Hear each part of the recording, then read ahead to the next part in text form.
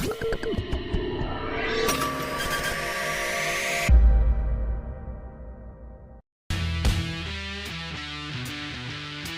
masih belum tampil bagus di MotoGP musim lalu.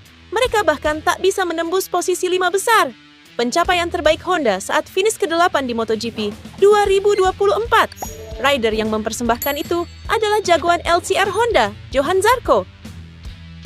Untuk membangun motor yang bagus, Honda melakukan langkah membajak mekanik dari tim lain. Romano Albesiano didatangkan Honda dari Aprilia.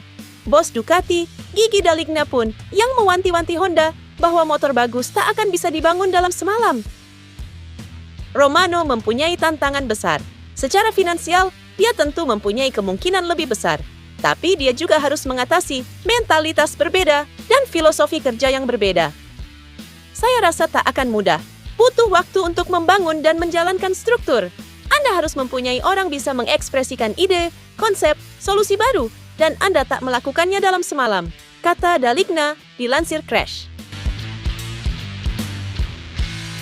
Pembalap asal Italia, Luca Marini, merasa Honda masih harus menempuh jalan panjang untuk mengejar ketertinggalan dari kompetitor pada MotoGP setelah mencapai titik terendah baru pada 2024.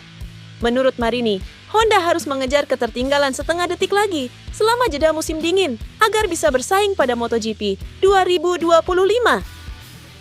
Jika kami harus memeriksa performa, perkembangan motor dibandingkan dengan GP Catalunya Mei, dan di sini, saya pikir kami telah membuat langkah maju yang baik. Yang pasti itu masih belum cukup, namun motornya bekerja dengan baik, para pembalap telah meningkat, dan kami berada dalam tren yang sangat baik. Kami harus terus bekerja dan mendapatkan setengah detik lagi dari sini ke Sepang, kata Marini, dikutip Motorsport. Untuk musim 2025, tidak ada lagi branding Repsol di tim pabrikan Honda. Setelah 3 dekade menjalin hubungan dengan Repsol, layaknya bahtera rumah tangga. Per 1 Januari 2025, branding Repsol sudah resmi hilang dari tim MotoGP Honda. Dalam akun media sosial Instagram, nama tim tersebut telah berganti menjadi Honda HRC. Pengalaman Zarco di LCR Honda mengingatkan kita pada masa-masa awalnya bersama KTM. Saat itu, Zarco juga ikut terlibat dalam proyek pengembangan motor yang masih dalam tahap awal. Meski dihantam berbagai kesulitan, Zarco berhasil menemukan semangat baru dalam peran barunya ini. Ia mengungkapkan bahwa tantangan yang dihadapinya di Honda jauh lebih baik daripada saat ia bergabung dengan KTM pada MotoGP 2019. Saya keluar dari sana dengan perasaan yang jauh lebih bahagia dan lebih termotivasi daripada yang saya pikirkan setahun lalu. Saya takut mengalami penurunan dan ternyata tidak. Kemudian, itu juga merupakan sebuah misi, tantangan pribadi yang belum berhasil saya menangkan pada 2019 bersama KTM.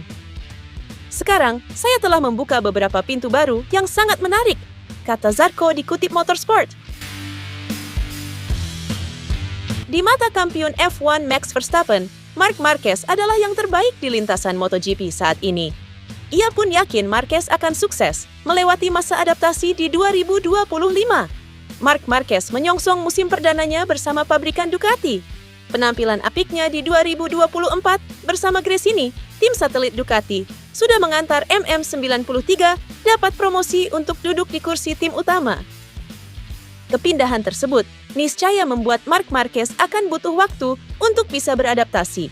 Bukan cuma dengan motor dan tim barunya, tapi juga Pecco Bagnaia yang akan menjadi rekan satu tim di pabrikan Ducati. Masa-masa adaptasi itu sendiri diyakini Max Verstappen, juara dunia 4 kali Formula One, bakal mampu dilewati oleh Marc Marquez yang kemudian bakal unjuk gigi lagi di MotoGP. Marc adalah juara dunia MotoGP sebanyak 6 kali. Dan walaupun ia akan butuh waktu untuk beradaptasi dengan timnya, aku yakin ia tetap akan menjalani itu semua dengan sangat baik. Ia adalah yang terbaik di grid saat ini, kata Verstappen dalam wawancara bersama Marquez di Servus TV. Sebagai juara dunia dari MotoGP 2024, Jorge Martin memang dikenal memiliki skill individu yang luar biasa. Satu hal yang cenderung unik dari Martin adalah gaya berkendaranya yang cenderung ekstrim. Bahu Martin kerap menyentuh aspal ataupun trotoar ketika menikung dengan tajam. Ketika ditanya mengenai alasannya melakukan gaya seperti itu, Martin mengaku tidak punya penjelasan khusus. Ia hanya mempunyai kebiasaan seperti itu sejak lama. Sejujurnya, jika saya menyentuh tanah dengan bahu saya, pada dasarnya itu hanya untuk pertunjukan. Saat saya berkendara dengan sempurna dan fokus penuh, bahu saya sangat dekat dengan tanah. Tapi, saya hanya benar-benar menyentuh trotoar dengan ini. Jika benar-benar sampai pada titik di mana bahu saya menyentuh tanah, itu sebenarnya hanya karena saya sedikit bermain-main, ucap Martin, dikutip Motorsport. Faktor motor juga tampaknya tidak mempengaruhi gaya balap Martin yang ekstrem itu. Martin tidak hanya mempraktikkan gaya berkendara yang khas ini di atas motor Pramac Ducati pada akhir pekan terakhir, 2024, di tikungan kiri yang sempit di sektor pertama lintasan, tetapi juga di atas motor pabrikan Aprilia pada tes berikutnya untuk 2025. Menarik untuk dinanti, apakah Martin nantinya bakal tetap bersinar bersama Aprilia atau tidak. Legenda MotoGP, Valentino Rossi, berencana untuk lebih aktif hadir di lintasan MotoGP pada musim 2025. Setelah 3 tahun pensiun dan fokus pada balapan mobil, Rossi kini ingin kembali memberikan dukungan lebih intens kepada para pembalap Akademi VR46 yang akan menghadapi tantangan besar di ajang balap motor paling prestisius tersebut. Saya menyesal karena tidak banyak hadir di balapan MotoGP tahun 2024. Waktu yang saya habiskan bersama pembalap akademi kami terlalu sedikit. Pada tahun 2025, saya bertekad untuk lebih sering berada di lintasan MotoGP, dan sebagai gantinya, saya akan mengurangi jadwal balapan mobil saya, ungkap Rossi kepada Motorsport. Salah satu alasan dibalik keputusan Rossi adalah pengambilalihan MotoGP oleh Liberty Media. Perubahan ini diperkirakan akan memberikan dinamika baru pada kejuaraan, terutama karena Rossi memiliki hubungan erat dengan beberapa pembalap top saat ini. Dengan Rossi yang kembali lebih sering ke lintasan, persaingan antara lulusan akademinya dan nama besar lainnya, serta perubahan besar di tim VR46, MotoGP 2025 diprediksi akan menjadi salah satu musim paling menarik dalam sejarah. Kehadiran Rossi tentu menjadi nilai tambah yang akan memberikan semangat baru, baik bagi para pembalap maupun penggemar MotoGP di seluruh dunia. Pembalap WSBK Remy Gardner diberi kesempatan oleh Yamaha untuk berkompetisi di 3 akhir pekan MotoGP tahun ini. Ia gagal meraih poin pada balapan di Jerman, Inggris dan Jepang, namun berhasil mendapatkan kesan yang baik terhadap Yamaha M1. Dibandingkan dengan Yamaha R1 yang digunakannya di kejuaraan dunia Superbike, motor MotoGP itu masih kalah dalam hal kenikmatan berkendara.